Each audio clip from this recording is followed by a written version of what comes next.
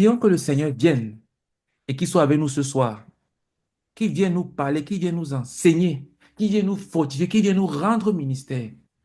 Prions ensemble.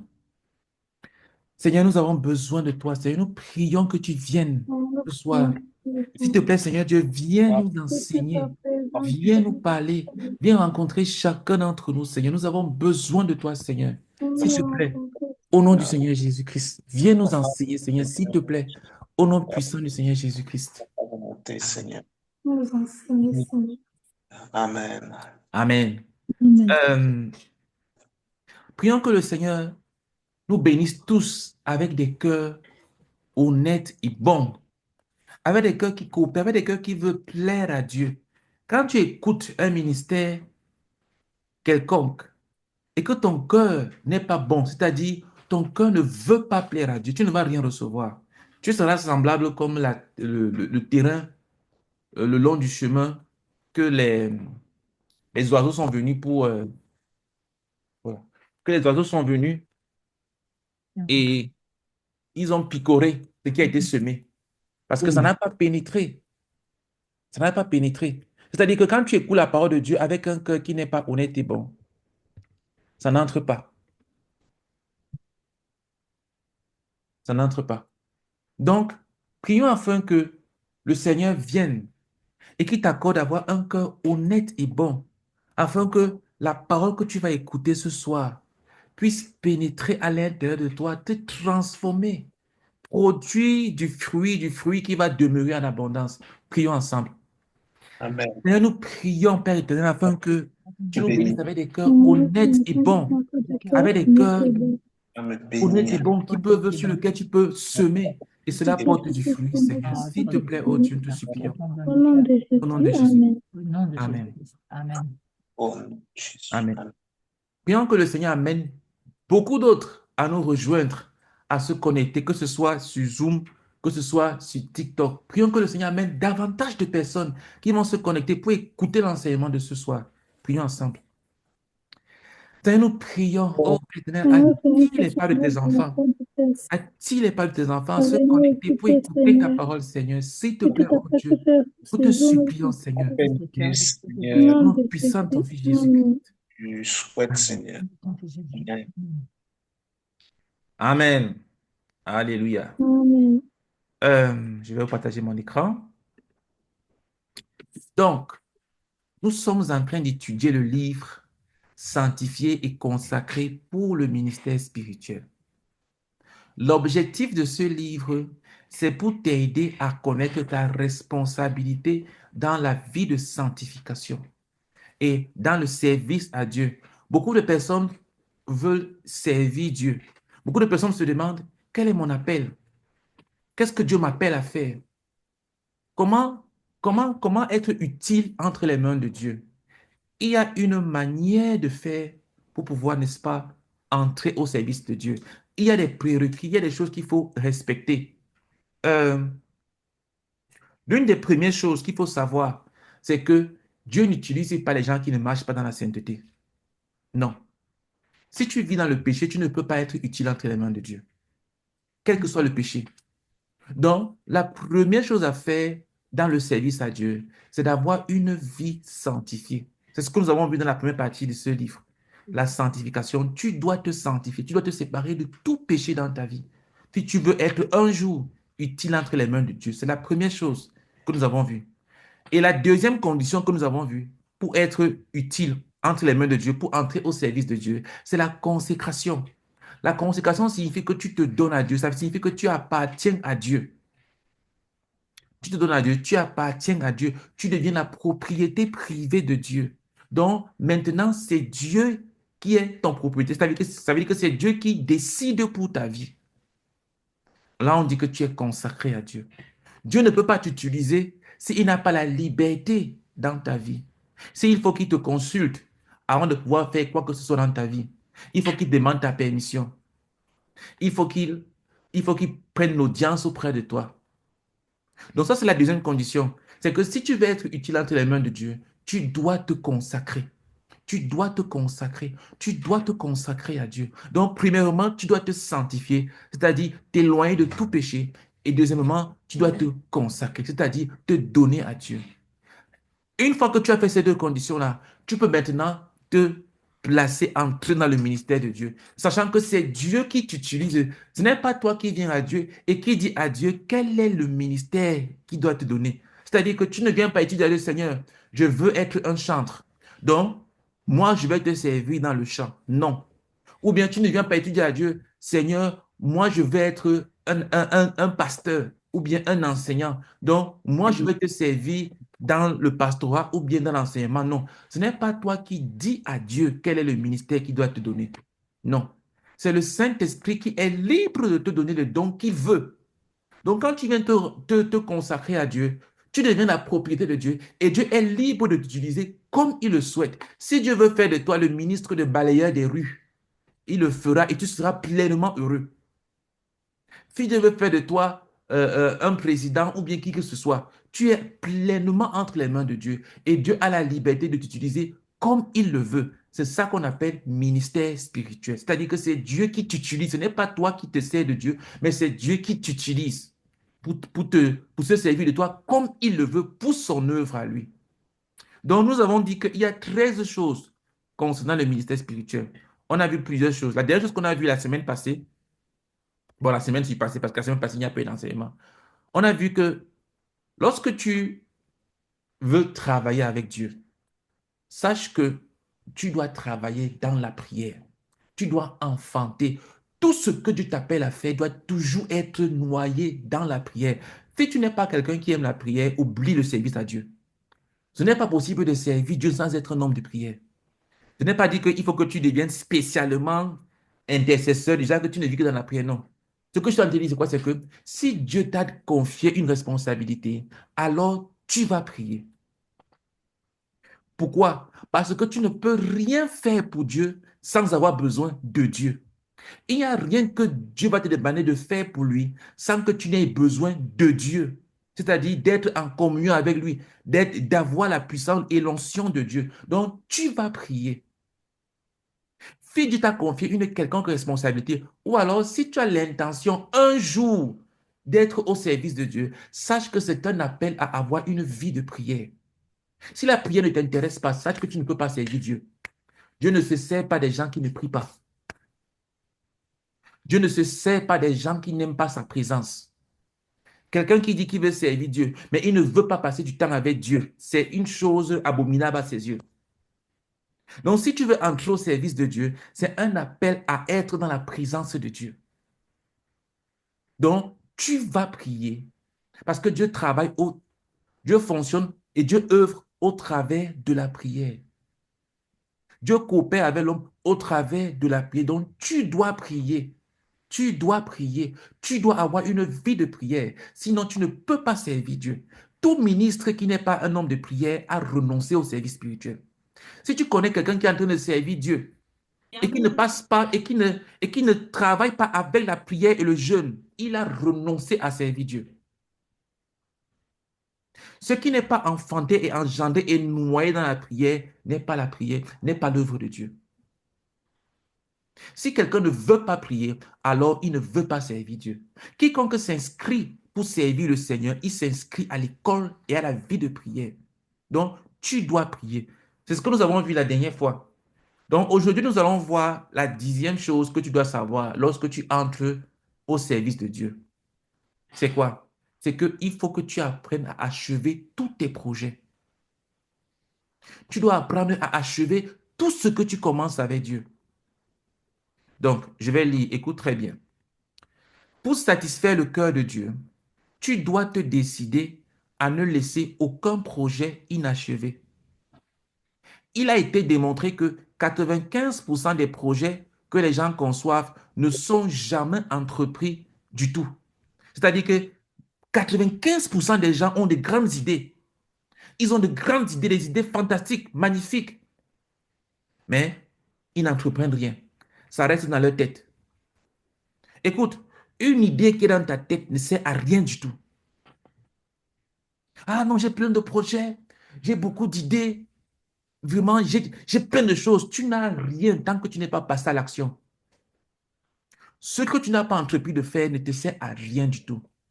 Quelqu'un a dit que l'endroit le plus riche sur Terre, ce n'est pas la Maison Blanche, ce n'est pas la Banque mondiale, ce n'est pas là où il y a beaucoup de trésors. L'endroit le plus riche sur Terre, c'est le cimetière. Pourquoi? Parce qu'au cimetière, il y a des gens qui sont morts là-bas avec de grandes idées, de grandes choses qu'ils n'ont jamais accomplies, des grandes entreprises qui n'ont jamais démarré, des grands disques d'or qui n'ont jamais chanté. Pourquoi? Parce qu'ils avaient des grandes idées. Ils ne sont jamais passés à l'action. Donc, 95% des êtres humains ont des idées, mais ils n'entreprennent rien du tout. Ils n'entreprennent pas. Et toi-même, si tu examines, tu vas voir que tu as plein de choses dans la tête. Certaines choses qui te travaillent l'esprit et tu n'entreprends pas. Tu ne commences rien. Dieu met les choses dans ta tête. C'est des belles choses. Ah oui, vraiment, c'est une bonne idée. Mais tu ne démarres pas. Peut-être que tu fais partie des 95% dont on vient de dire. Il a aussi été démontré que seulement 5% des projets qui sont entrepris sont accomplis. Ça veut dire quoi? Ça veut dire que dans la masse des choses que les hommes entreprennent de faire, il n'y a que 5% qui vont jusqu'au bout. C'est-à-dire que sur 100 choses, sur 100 projets que les gens entreprennent, il n'y a que 5 projets qui vont jusqu'à la fin. Seulement 5. Ça veut dire que les gens abandonnent 95% de leurs projets. Ils commencent, ils arrêtent, ils commencent, ils arrêtent. Tu commences un truc, tu arrêtes. Tu commences une chose, tu arrêtes. Tu commences un projet, tu arrêtes. Ceci signifie que seulement 0,25% de tous les projets qui sont conçus sont accomplis. OK. On a dit quoi? On a dit que 95% de projets que les gens ont dans leur tête, ils n'accomplissent pas. OK. Maintenant, dans les 5% qu'ils entreprennent de faire là, il n'y a que 5% de 5% qui est réellement accompli, qui va jusqu'au bout. Et 5% de 5%, c'est quoi? Il n'y a que 0,25% de tout ce que les gens ont dans la tête qui est réellement accompli. Est-ce que tu vois à quel point les gens sont indisciplinés et ils ne vont pas jusqu'au bout de leur projet et de leurs rêves? L'échec de plusieurs personnes est qu'elles ne commencent jamais quelque chose, alors que l'échec de la vaste majorité restante est qu'ils n'achèvent jamais ce qu'ils ont commencé. Donc, il y a des gens qui ont échoué leur vie. Pourquoi? Parce qu'ils n'ont jamais rien entrepris. Ils sont remplis d'idées. Et il y a d'autres qui ont échoué. Pourquoi? Parce que ce qu'ils ont entrepris, ils ne sont pas allés jusqu'au bout. Ils n'ont pas achevé ce qu'ils ont commencé. Tu démarres une activité, tu ne pars pas jusqu'au bout. Certains ne connaissent même pas le bout où ils doivent arriver. Ils commencent un projet, ils ne savent même pas à quoi ressemble la fin du projet. C'est-à-dire qu'un manque total de sérieux. Tu commences un projet avec Dieu et tu ne coopères pas avec Dieu pour que Dieu te montre où est-ce qu'il veut t'amener. C'est une chose terrible de commencer un projet avec Dieu et d'abandonner ça en chemin. C'est une chose horrible. Tu commences un projet avec Dieu. Dieu est avec toi. Dieu t'encourage, Dieu se tient avec toi. Et parce que tu rencontres des difficultés, au lieu de te saisir de Dieu dans la prière et dans le jeûne, tu abandonnes parce que tu veux le confort. C'est une trahison. Tu es en train de trahir Dieu. La cause profonde de ceci est une grossière indiscipline. Les gens sont indisciplinés. La majorité des hommes sont indisciplinés. Et la majorité des êtres, des chrétiens, des enfants de Dieu sont indisciplinés. Le monde semble être peuplé de gens qui, bien que sachant que la discipline et le succès sont intimement liés, ont décidé de divorcer avec la discipline. Vous voyez, hier on n'a pas eu de discipline, on revient encore ici dans un autre livre avec la discipline. Donc, s'il te plaît, écoute, si tu veux accomplir quoi que ce soit dans la vie et que tu n'aimes pas la discipline, oublie. S'il y a quoi que ce soit que tu veux accomplir dans ta vie de grand, mais que tu n'aimes pas être dans la discipline, tu n'aimes pas te discipliner à faire des choses, oublie le succès, oublie la réussite, oublie. Va continuer à être un échec. Oublie totalement. Oublie. Ce n'est pas possible d'accomplir quoi que ce soit sans être discipliné. quoi que ce soit de grand. Donc, il faut que tu te demandes si oui ou non, tu es quelqu'un qui accomplit les choses que tu as résolu de faire. Pose-toi la question. Quand tu as résolu de faire une chose, tu es quel genre de personne? Est-ce que tu es le genre de personne que quand elle a décidé que je vais faire A, qu'il pleuve, qu'il neige, elle va accomplir ce A qu'elle a dit? Ou bien tu dis ça le matin et le soir, tu as même déjà oublié ce que tu avais dit. Il y a des gens, ils disent de grandes choses, ils font de grandes proclamations le matin quand ils se réveillent. Et à midi, ils ont déjà tout oublié. Salut, salut tout le monde sur TikTok. Salut, salut. Donc, il y a des personnes, elles font de grandes proclamations, des grandes promesses à Dieu. Oh Seigneur Jésus, je vais faire ça, je vais faire ça, je vais faire ça, je vais faire ça. Écoute, la Bible dit que Dieu n'aime pas les insensés. N'ouvre pas ta bouche pour dire des choses à Dieu que tu n'as pas réfléchi. Parce que Dieu, lui, ne parle jamais au hasard. Dieu ne plaisante jamais. Dieu ne blague jamais. Il est toujours sérieux. Vous savez, moi, personnellement, j'ai un problème au bureau, à mon lieu de service, au travail. Mon problème, c'est quoi? C'est que je prends toujours tout au sérieux. Quand je parle avec mes collègues, je les prends toujours au sérieux, même quand ils sont en train de plaisanter. Parfois, ils disent des choses, comme ils me connaissent et comme je leur parle de Dieu tout le temps. Je commence à m'inquiéter ou alors à poser des questions avec beaucoup de sérieux. Et ils me disent, mais non, Jerry, on rigole, on rigole. Je leur dis, mais pourquoi vous allez me pousser à ne plus vous prendre du tout au sérieux? Parce que moi, je vous prends toujours au sérieux, parce que moi, je suis toujours sérieux. Même quand je ris, je suis sérieux. Je ne mens pas. Ce que je te dis, je suis sérieux. Donc, si tu ouvres la bouche et tu dis des choses et tu n'es pas sérieux dans ce que tu dis, c'est-à-dire quoi? Tu dis que je vais faire ça, je vais faire ceci, je vais faire ceci, et puis tu t'arrêtes.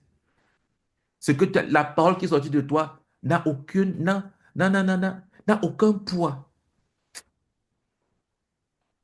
Tu es une personne médiocre. Tu es une personne médiocre. Et il faut qu'on te dise la vérité. Tu fais partie des gens médiocres sur terre. Et si ça t'énerve, il faut que ça t'énerve profondément. Tu dis, le matin, je vais faire ceci. Tu planifies de grands projets. Regardez comment est-ce qu'on fait de grands projets en début d'année. Chaque année, quand l'année arrive, les grandes résolutions, les grands projets. Avant la fin du mois de janvier, on a déjà tout oublié. Qui se rappelle de ce qu'il a planifié accomplir cette année-ci? De grands projets, et tu n'as compris rien du tout. Non, non, non, non, non, non, non, non. Ça, c'est une vie d'indiscipline. Et pire encore si tu es un enfant de Dieu. Un enfant de Dieu indiscipliné est une trahison.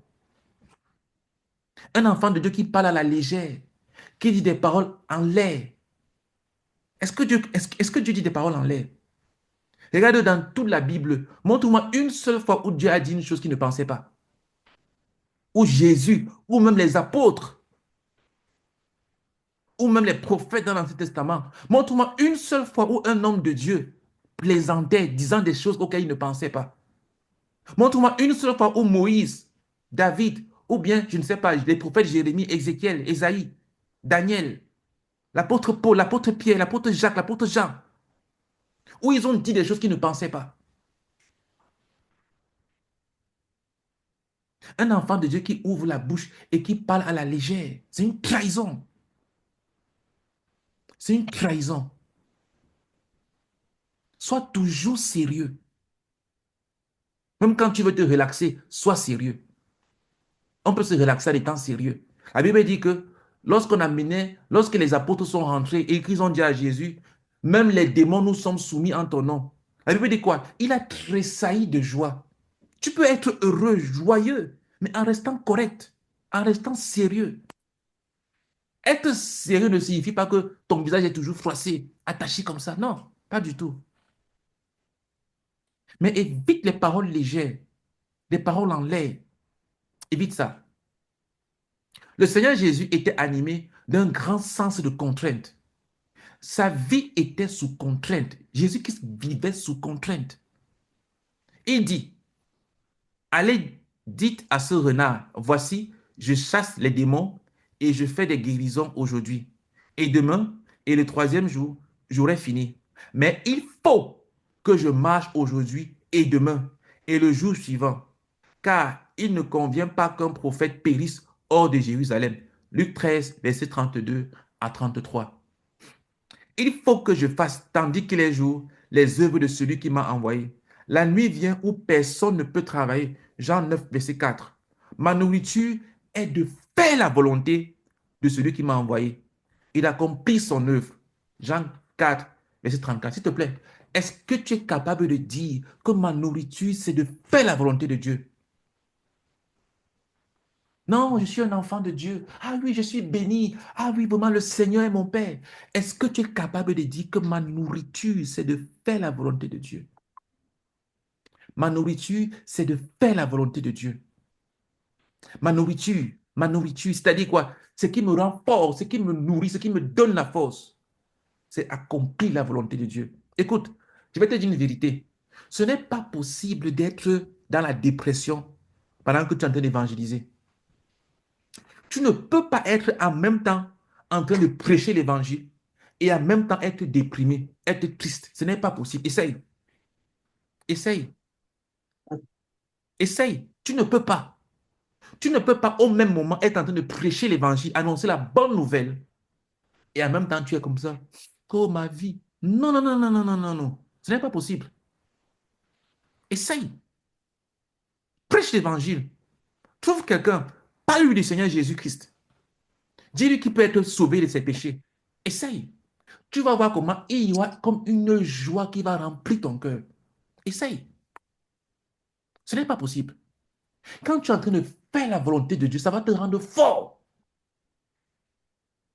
Quand tu es en train de faire la volonté de Dieu, ça va te rendre fort. Ça va te rendre fort. La volonté de Dieu fortifie. Quand tu sais que voici ce que Dieu attend de moi et que tu te mets à obéir à cela, ça va te rendre fort.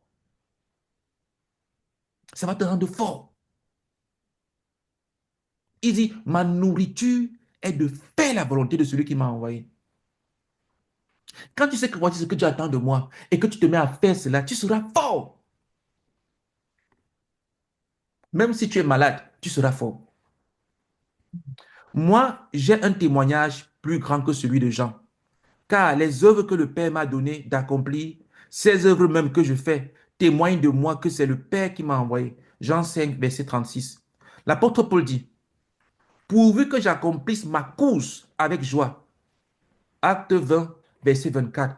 Est-ce que tu vois que être un enfant de Dieu, c'est être discipliné? C'est-à-dire que tu commences une chose, tu vas jusqu'au bout, tu as une direction, tu as un but, tu as une orientation, tu sais où tu vas. Les enfants de Dieu, ils sont là comme ça, ils commencent à envier les gens du monde. Ils commencent à regarder des gens qui vont aller brûler en enfer. Ils commencent à les envier. Ils les prennent même pour modèle. Ils veulent même les ressembler. Une personne qui ne connaît pas Jésus-Christ, est-ce qu'il y a plus pauvre sur terre? Dis-moi, quelqu'un qui n'a pas Jésus dans sa vie, est-ce qu'il y a quelqu'un, est-ce qu'il y a une pauvreté plus grande? La Bible dit que Dieu a tant aimé le monde qu'il a donné Jésus-Christ. Voilà le don. On n'a pas dit que Dieu a tant aimé le monde qu'il a donné l'argent afin que le monde soit riche. Non, Dieu a tant aimé le monde qu'il a donné les présidents de la République. Ou bien, car Dieu a tant aimé le monde qu'il a donné la paix, la santé, la joie. Écoute, Dieu a tant aimé le monde qu'il a donné Jésus. Celui qui n'a pas Jésus est pire que, que le mendiant qui dort dans la rue et qui a Jésus. Sans Jésus-Christ, tu es pauvre et misérable. Mais tu vas voir les enfants de Dieu qui vont te dire qu'ils sont des enfants de Dieu. Ils croient en Dieu. Ils ont Jésus dans leur vie. Mais ils sont comme ça, ils regardent les non-croyants. Et ils ont de l'admiration pour les non-croyants, les gens qui vont en enfer, qui n'ont pas Jésus, qui sont perdus, les enfants de Satan. Et ils les envient. Quelqu'un n'a pas Jésus, qu'est-ce qu'il a? Il n'a rien du tout. S'il meurt, il va en enfer. Il est fini, il est perdu. Quelqu'un n'a pas Jésus-Christ, qu'est-ce qu'il a? Il n'a rien. Et toi, tu as Jésus-Christ, le don de Dieu qui vit en toi. Non, non, non, non, non, non, non, non, non, non, non, non, non. Non, non, non, non, non, non, non, non, non, non. Non. Si tu n'as pas Jésus-Christ, tu es pauvre. Extrêmement, tu n'as rien du tout. Tu es misérable. Et si toi, qui dis que tu es un enfant de Dieu, tu admires, tu envies une personne qui n'a pas Jésus-Christ, tu es pire que misérable. Comment on peut avoir Jésus-Christ dans sa vie et être misérable? Qu'est-ce que Dieu pouvait te donner encore plus? Il t'a tout donné. Dieu a vidé le ciel. Il t'a donné Jésus. Et tes yeux sont aveuglés. Et tu commences à regarder les gens du monde. Écoute, avec Jésus-Christ dans ta vie, tu as tout ce qu'il te faut pour réussir. Dieu t'a tout donné. Tu as la plénitude de Dieu dans ta vie. Aucun homme milliardaire n'est plus riche que toi. Aucun. L'homme le plus riche du monde, sans Jésus-Christ, est pire que toi. Pauvre. Dieu t'a tout donné. Donc ne sois pas indiscipliné. Ne te laisse pas aller. Ne laisse pas ta vie aller dans tous les sens. Tu as Jésus-Christ, le don de Dieu, du Dieu de l'univers. C'est-à-dire, le Seigneur resta au centre de la volonté du Père et il œuvra, agonisa et sur la croix, juste avant sa mort, il déclara, tout est accompli. Est-ce que tu vois que notre Seigneur, même étant sur la croix, en train de souffrir, il était concentré à accomplir sa tâche. Il n'a pas dit, aïe, oui, j'ai tellement mal sur la croix, vraiment, mon père, j'ai mal, aïe, oui. Non, il est resté concentré, il était venu accomplir une tâche. Il connaissait son appel, il est allé jusqu'au bout. Et lui m'a conclu, tout est accompli. Ça veut dire quoi? J'ai fini mon travail. Est-ce que quand tu fais un projet, tu arrives au point où tu dis, OK, le projet est terminé, tout est accompli. Ou bien tu finis et puis tu restes comme ça tranquille, tu regardes. Ou bien parfois même tu oublies même que tu as commencé un projet, tu abandonnes. Est-ce que quand tu commences à faire une chose, tu vas jusqu'au bout et tu dis, tout est accompli dans ce projet, j'ai fini mon travail. Quel est le dernier projet que tu as dit ça, sur lequel tu as parlé ainsi? Quelle est la dernière chose que tu as accomplie et tu as dit, ici, là, tout est accompli, j'ai fini mon travail sur ce projet? C'est lequel? Enfant de Dieu, c'est lequel? Écoute, il l'a dit au Père. La veille de la croix, il a dit au Père, je t'ai glorifié sur la terre. J'ai achevé l'œuvre que tu m'as donnée à faire. Jean 17, verset 4. Si Dieu t'a donné une chose à faire, s'il te plaît, achève ce travail. Sinon, tais-toi. Ne parle plus. Il va te repentir.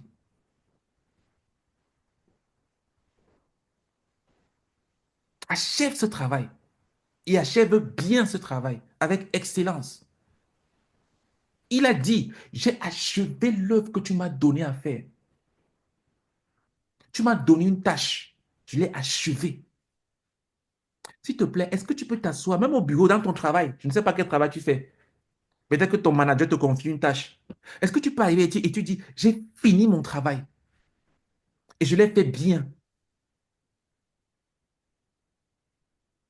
Tu commences une formation, tu ne pars pas jusqu'au bout. On te donne un projet à faire, tu ne pars pas jusqu'au bout. C'est de l'indiscipline caractérisée. Et c'est une trahison en tant qu'enfant de Dieu. C'est une haute trahison. C'est une haute trahison. Il fut un succès total. Il avait reçu son ministère du Père. Il travailla pour cela. Il y travailla et l'acheva. Il y a des gens qui disent, oh, Jésus était Dieu sur terre. C'est pour ça que les choses étaient faciles. C'est faux. C'est vrai, il était Dieu. Mais il a vécu comme un simple homme. Il n'a utilisé aucun de ses attributs de Dieu. Il s'est dépouillé de tout ça. Il a vécu comme toi et moi, comme un simple homme. Il a travaillé.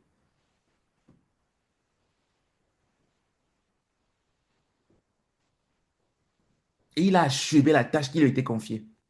L'apôtre Paul aussi reçut son ministère du Seigneur. Il agonisa et y demeura.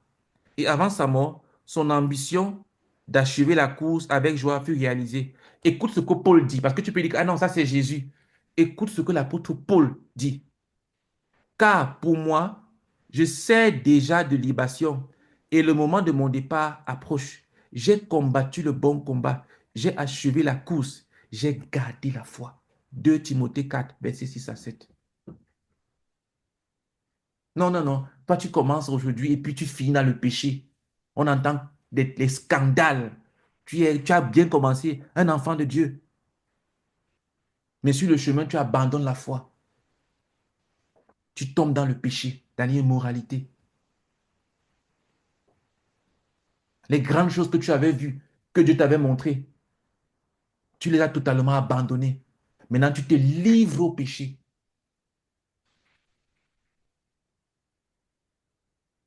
Ou alors, tu rétrogrades les grands standards que tu voyais, les grands rêves que tu avais pour Dieu. Tu les as abandonnés. Paul dit que j'ai combattu le bon combat. Ça veut dire quoi? Ça veut dire que tu peux combattre, mais le mauvais combat. Et le mauvais combat, c'est quoi? C'est le combat du ventre. Quand tu cours après l'argent, tu cours après ce qui va entrer dans ton ventre, ce qui va entrer dans ce monde-ci là. Paul a combattu le bon combat, le combat de la foi. Il a gardé la foi jusqu'au bout. Jusqu'au bout. Lui aussi a été un succès total. Écoute, tu devrais te décider à ne pas sauter d'une chose à l'autre. Tu découvriras ce que le Seigneur a préparé pour toi dès la fondation du monde. S'il te plaît, est-ce que tu es en train de faire une tâche actuellement pour le Seigneur? S'il te plaît, ne sois pas indiscipliné, va jusqu'au bout. Va jusqu'au bout, va jusqu'au bout, va jusqu'au bout. Ne sois pas indiscipliné. Ne commence pas une chose aujourd'hui, tu laisses. Tu commences une autre chose demain, tu laisses. La Bible dit que la fin d'une chose vaut mieux que son commencement.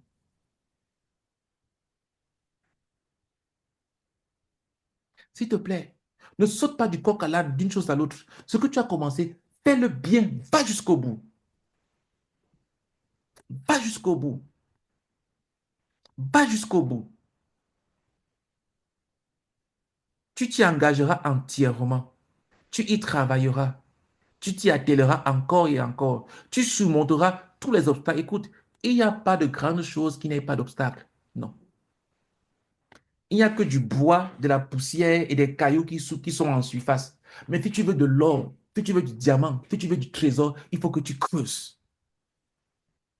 Si tu veux la poussière, vas-y, envoie la main, ramasse. Mais si tu veux de l'or, si tu veux du diamant, si tu veux des trésors, tu dois creuser. Il faut aller en profondeur. Donc, tu vas rencontrer des obstacles. Si tu es les gens, les personnes que non, dès la moindre petit obstacle, oh non, non, non, ah vraiment c'est trop dur, il faut que je me repose, je vais d'abord me laisser d'abord tranquille. Quand je vais bien me sentir, c'est là où je vais partir. Tu es un échec et tu n'es pas destiné à la grandeur, tu es destiné à la petitesse. Les gens qui sont destinés à la grandeur, ils combattent les obstacles. Ils ne renoncent pas devant les obstacles. Ils les écrasent et ils avancent. Ah non, dès qu'il y a le moins de petits problèmes, ah vraiment, tu trouves des excuses et des faux prétextes. Tu commences un projet avec Dieu. Ah, je ne suis pas capable, Seigneur. Vraiment, je ne suis pas capable. Je ne suis pas. Tu crois que tu es humble. Tu n'es pas humble, tu es paresseux. Ce n'est pas de l'humilité, ça. c'est de la paresse.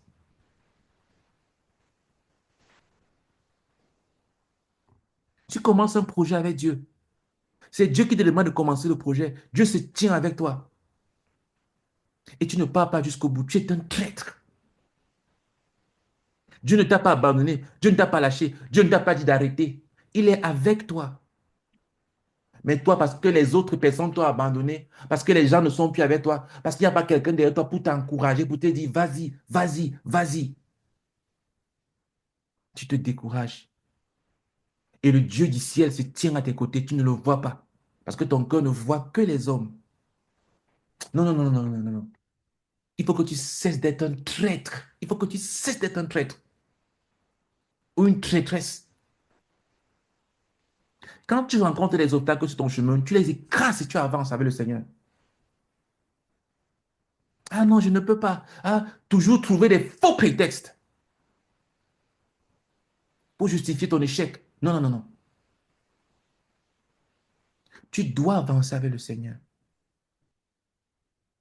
Tant que tu sais que Dieu, tu es dans la volonté de Dieu, n'accepte aucun obstacle devant toi. Tant que tu sais que c'est Dieu, que tu es en train de marcher avec Dieu, que c'est Dieu, tu es sur le chemin de Dieu, n'accepte aucun obstacle, n'accepte aucun prétexte, n'accepte aucun échec. Tant que tu sais que tu es avec le Seigneur, n'accepte aucun échec. Écrase-les et avance. Et accomplis ta tâche, ce que Dieu t'a demandé de faire. Même si tu es tout seul, avance. Jésus-Christ, il a été crucifié avec le cœur de ses disciples sur la croix ce jour-là. Le jour-là, il était seul. Tous ses disciples n'étaient pas avec lui. Aucun. Ce même qu'on a crucifié avec lui n'était pas ses disciples. Ce jour-là, il était crucifié seul sur la croix. S'il te plaît, avance. Avance, avance, avance, avance, avance, avance, avance. Avance avec le Seigneur. Et arrête d'avoir des faux prétextes. Écoute, moi personnellement, je sais que lorsque Dieu m'a dit de faire une chose, il n'y a que Dieu seul qui doit me dire d'arrêter. Si c'est Dieu qui m'a dit, si c'est un homme qui m'a dit de faire une chose, c'est normal que cet homme après me dit arrête, puisque c'est lui qui m'a dit de faire ça. Mais si ce n'est pas un homme qui m'a parlé, ce n'est pas un homme qui m'a dit de faire quelque chose, c'est Dieu qui a mis cela dans mon cœur et j'ai commencé à faire. Ce n'est même pas moi-même. C'est-à-dire que je fais ces choses-là parce que Dieu m'avait parlé. Un jour, j'avais entendu Dieu. Et ce jour-là, j'étais sûr que c'est Dieu.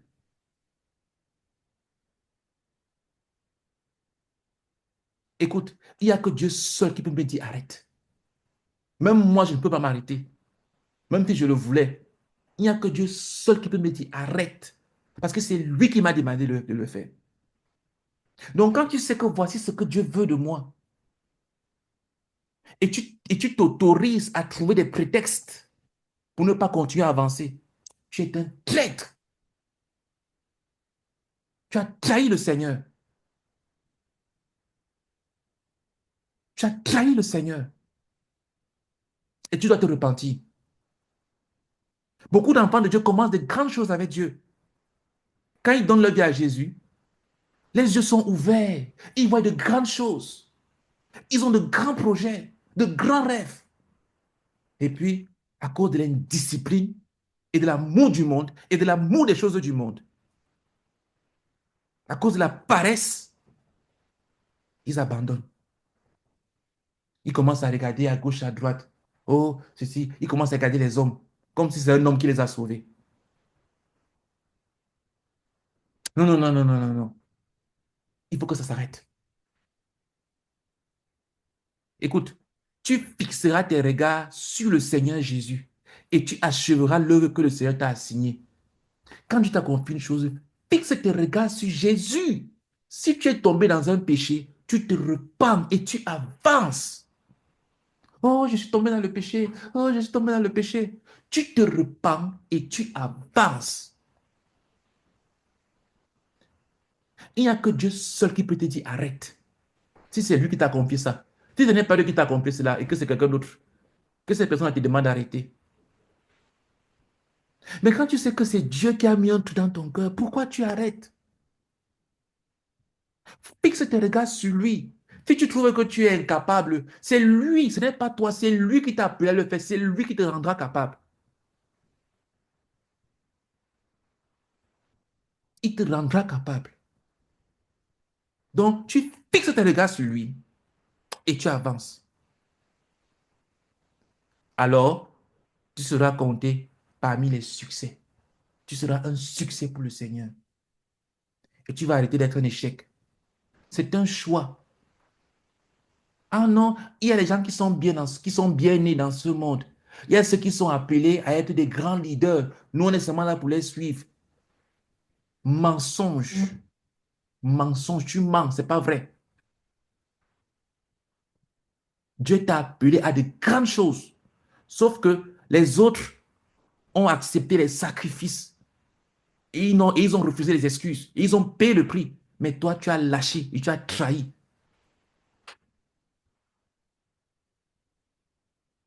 Dieu a mis de grandes choses dans ton cœur, s'il te plaît.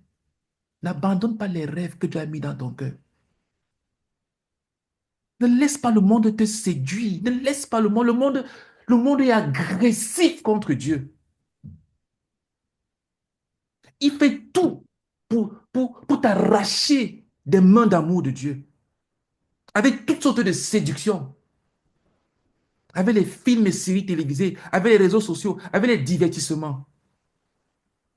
Avec le sexe. Avec l'immoralité. Ne laisse pas le monde te séduire. Dieu a de grands plans pour toi. Dieu a de grands plans pour toi. Tu n'as pas idée. Regarde comment est-ce que la terre est vaste. Regarde comment, si tu peux, le ciel est vaste. Et ça, ce n'est qu'une partie de ce que tu vois. Tu ne vois même pas le 1 milliardième de l'espace qu'il a créé, de toute sa création. Tu ne connais pas les milliards d'étoiles qui existent, qui sont l'œuvre de sa création, l'œuvre de ses mains. Est-ce que tu imagines le genre de plan qu'un tel Dieu a pour toi? Tu imagines? Est-ce que tu imagines? Qu'est-ce que le monde, qu'est-ce qu'un être humain peut t'offrir? Qu'est-ce que ce patron, ou bien, je ne sais pas moi, cet homme que tu admires, que tu veux trahir le Seigneur pour lui, qu'est-ce qu'il peut te donner? Regarde le Dieu d'ici, regarde tout ce qu'il a créé. Imagine le genre de plan qu'il a pour ta vie. Au lieu de te saisir de lui, il dit, Seigneur, je veux te suivre. Même si je vais ramper, je vais te suivre. Même si c'est en pleurant, en faisant quoi, je vais te suivre. Je vais te suivre. Non, non, non. Tu te trouves des excuses pour aller dans la boue.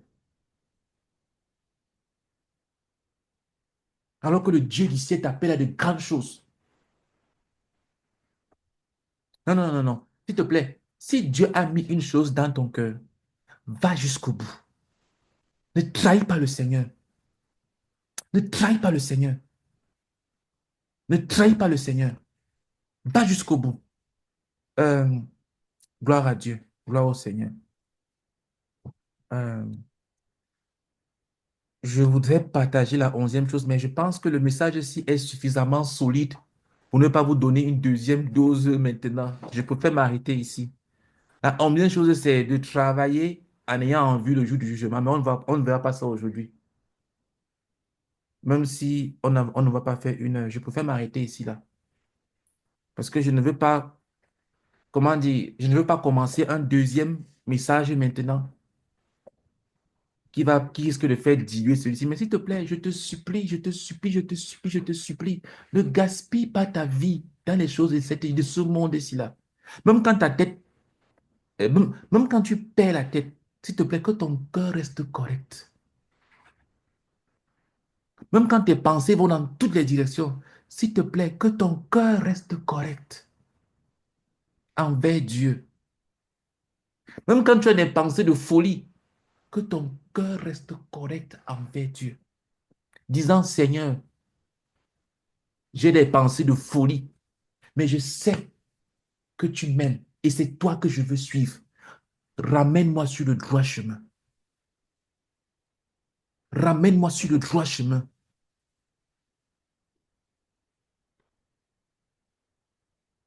On va s'arrêter là. Euh, S'il te plaît, je prie que Dieu remplisse ton cœur de ce que tu as entendu aujourd'hui. Je ne sais pas comment vous transmettre ça. Quand j'ai donné ma vie au Seigneur Jésus-Christ, j'étais encore étudiant et j'avais des camarades avec qui on était des croyants, des jeunes convertis, des jeunes croyants. Et pendant que c'était d'entre nous, on se consacrait au Seigneur. D'autres se consacraient à l'argent, en voulant chercher l'argent. Nous, on voulait servir le Seigneur. D'autres voulaient chercher l'argent. Comble des choses aujourd'hui, nous qui avons cherché le Seigneur, on a même plus d'argent que ceux qui voulaient chercher l'argent. Parce qu'on ne se moque pas de Dieu. Et Dieu ne sera le débiteur de personne. Il n'y a personne qui va dire que Seigneur, je t'ai cherché. Regarde comment je suis misérable maintenant. C'est faux. Personne ne peut dire que j'ai cherché Dieu et aujourd'hui je suis misérable. Tu mens. Tu ne peux pas chercher Dieu et être misérable. C'est un mensonge. Si tu es misérable, c'est parce que tu as triché. Tu as fait croire aux gens que tu cherchais Dieu, mais tu vivais dans le péché en cachette. Et tu croyais que tu pouvais tromper Dieu. Devant les gens, tu avais une image. Mais en privé, tu avais une autre image. C'est pour ça que tu as fini misérable. Parce qu'on ne trompe pas Dieu. On ne trompe pas Dieu. On ne trompe pas Dieu. On ne trompe pas Dieu. Tu ne peux pas tromper Dieu. Donc, ce n'est pas possible de servir le Seigneur et d'être misérable. Notre Dieu est un Dieu de générosité. Regarde comment il fait du bien même à ceux qui ne le connaissent pas. Combien de fois à ses propres enfants. Les enfants de Dieu ont parfois une image tellement négative de Dieu. Certains enfants de Dieu, pas tous. Ils croient que c'est un père fouettard qui est seulement là comme ça. Dès que tu fais une bêtise, tac sur ta tête. Ils ne connaissent pas le Dieu d'amour, le Dieu qui est le Dieu de générosité, le Dieu qui prend plaisir à la miséricorde.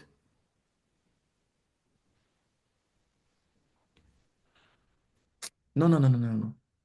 S'il te plaît, garde les grands rêves que Dieu a mis dans ton cœur. Va jusqu'au bout de ce que Dieu a placé dans ton cœur. Si tu avais abandonné, reviens.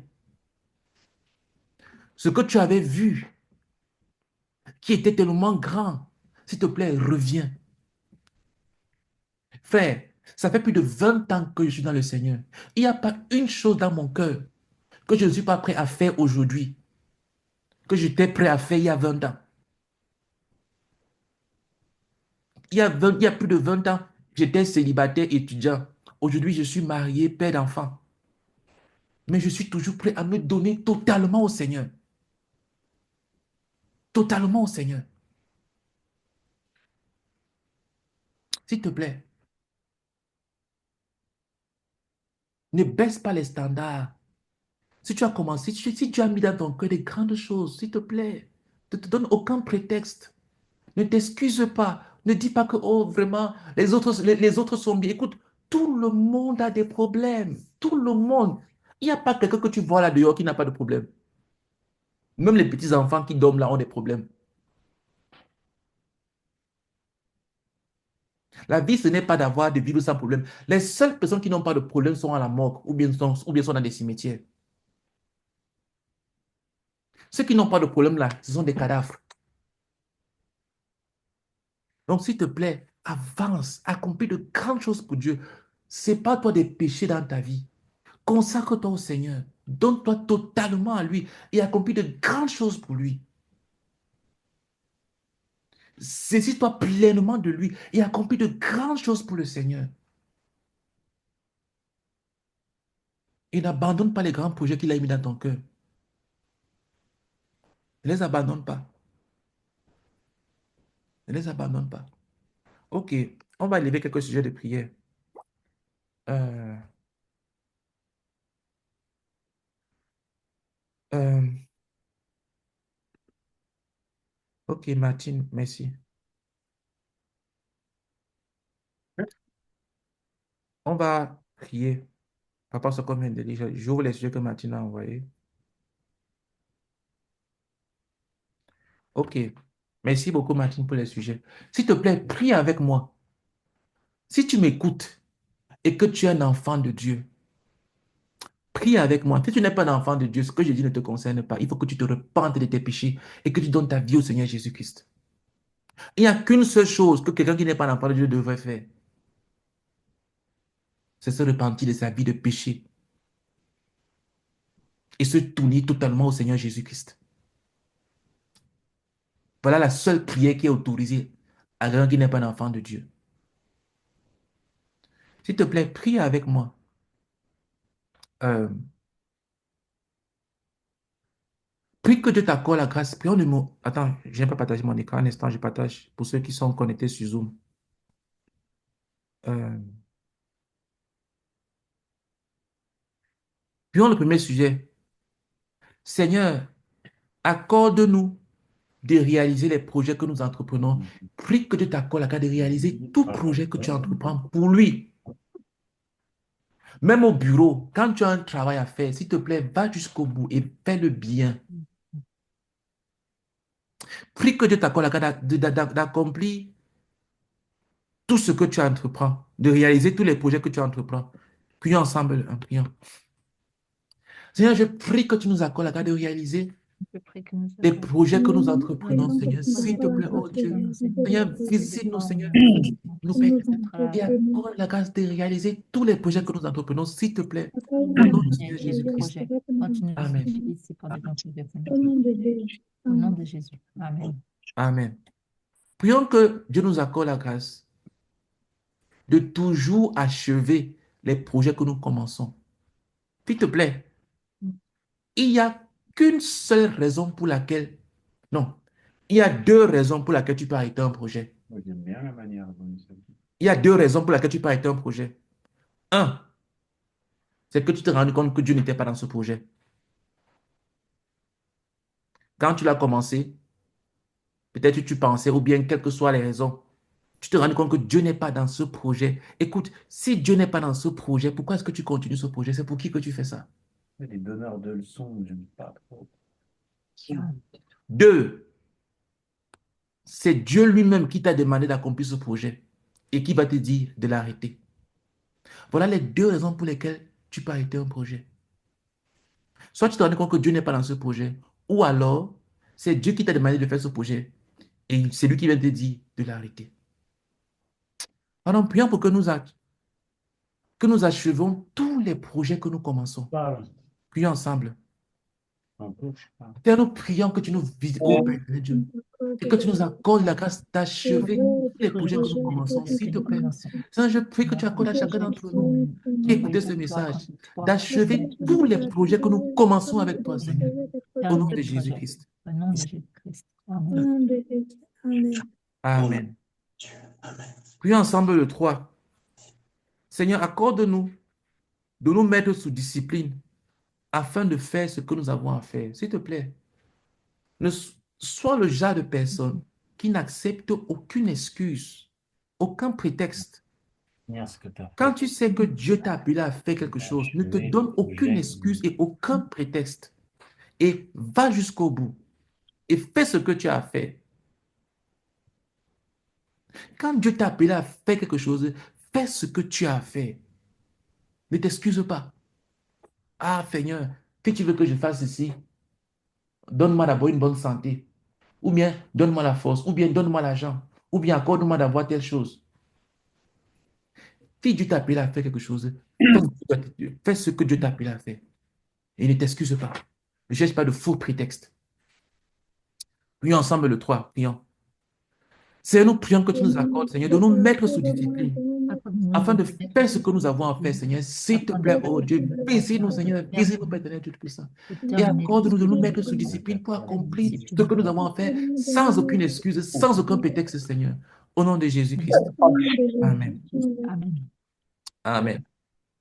Amen. Prions ensemble le 4.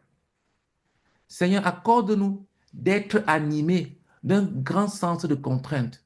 Écoute, les gens les plus importants dans le monde sont les gens qui ne sont pas libres. Ils ne sont pas libres d'aller où ils veulent. Le président Donald Trump ne peut pas aller où il veut. Parce que s'il part quelque part, Ça va entraîner beaucoup de protocoles. Quelqu'un qui est libre de dormir sur un banc public, c'est parce qu'il n'a aucune importance dans la vie. Quand tu as un impact, quand tu es un homme d'important, quelqu'un qui a du poids, qui amène les choses à changer, tu n'es pas libre. Tu vis sous des contraintes. Tu n'es pas libre de faire ce que tu veux. Tu n'es pas libre de faire ce que tu veux. Prions pour que nous soyons des gens qui avançons, qui ont un grand sens de contrainte, un grand sens de responsabilité. Que tu saches que j'ai des choses à faire, il faut que je les fasse.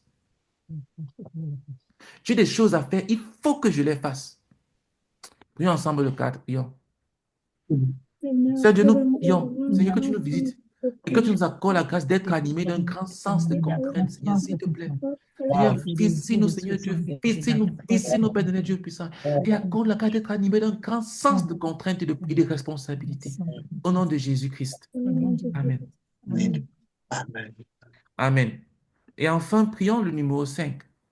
Que le Seigneur nous accorde la grâce de travailler le bon combat, de combattre le bon combat, Martine.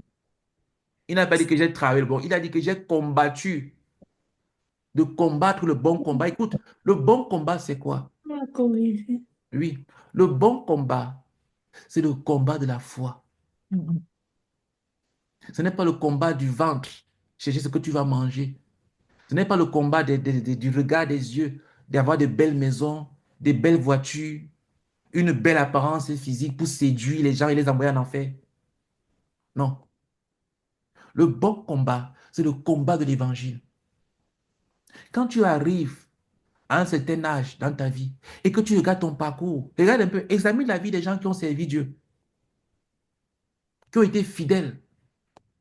Et ou alors, examine la vie des gens qui ont vécu dans le péché. Comment est-ce qu'ils finissent? Regarde comment est-ce que les grandes célébrités américaines finissent, la plupart. Regarde comment ils finissent. S'il te plaît, combat le bon combat de l'évangile. Combat le bon combat de l'évangile. Dieu est fidèle. Dieu est fidèle. Il n'y a personne qui est fidèle à Dieu et qui finit misérable. Ça n'existe pas. T'as raison. Si tu finis dans la misère, c'est que tu es en train de tricher. C'est que tu es en train de vivre dans un péché caché. Tu es en train de trahir Dieu quelque part. Mais ce n'est pas possible d'être fidèle à Dieu et de finir misérable. Ce n'est pas vrai. Dieu est fidèle. Ceux qui marchent dans sa volonté seront honorés. Même s'ils meurent à martyr, comme les apôtres. Les apôtres sont morts à martyr, crucifiés, brûlés, décapités, lapidés. Mais aujourd'hui, leurs noms sont glorieux. Leurs noms sont glorieux. Ils ont changé la face du monde. Parce que c'est comme ça que Dieu est. Il honore ceux qu'il honore. Dieu honore ceux qu'il honore. Donc, s'il te plaît, combat le bon combat. Reviens aux œuvres que Dieu avait mis dans ton cœur. Est-ce que Dieu avait mis quelque chose dans ton cœur? Reviens à cela. La vie de sanctification, de sainteté que tu voyais, reviens à cela. Éloigne-toi de tout péché et consacre-toi totalement à Dieu. Sinon, s'il te plaît, va vivre dans le monde. C'est une perte de temps d'être dans la maison de Dieu et de vivre dans le péché caché et d'aller en enfer. S'il te plaît, sépare-toi de tout péché et marche avec une conscience correcte devant le Seigneur. Combat le bon combat, combat le bon combat, combat le bon combat, combat le bon combat de la foi. Et reviens à ce que Dieu t'avait montré. Et accomplis cela. Et accomplis cela bien. Prions ensemble. Seigneur Dieu, nous prions que tu nous visites et que tu nous accordes la grâce de combattre le bon combat jusqu'à la fin, d'achever notre course avec victoire, avec excellence, Seigneur, et de revenir aux œuvres que tu avais mis dans nos cœurs, Seigneur. S'il te plaît, Seigneur, nous prions. Oh Père, je prie que tu nous restaures. Seigneur, je prie que tu restaures tous ceux qui écoutent cette parole, tous ceux qui écoutent ce message, à ces choses qu'ils avaient vues, Seigneur. S'il te plaît, Seigneur.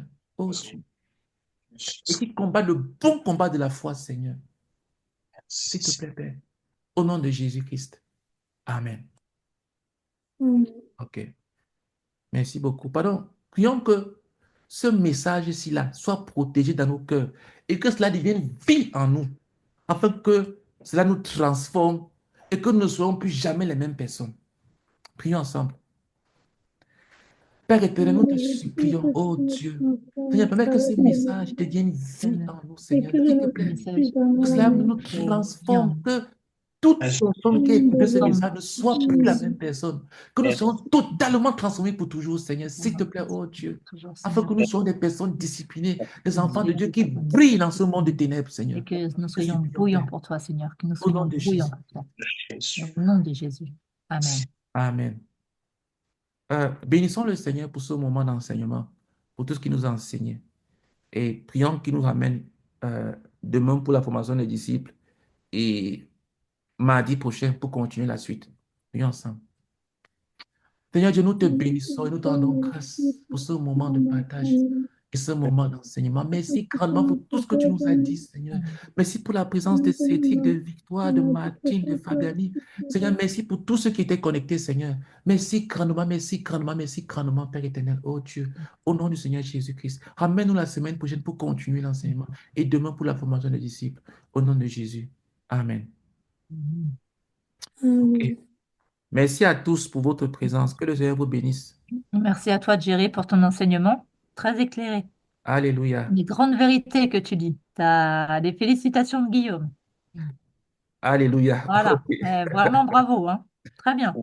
Il a apprécié. Alléluia. Alléluia. Ok. Il a Bonne apprécié. soirée. Bonne soirée, Jerry. Merci encore. Sois béni. Sois Bye béni. bye. Bye bye.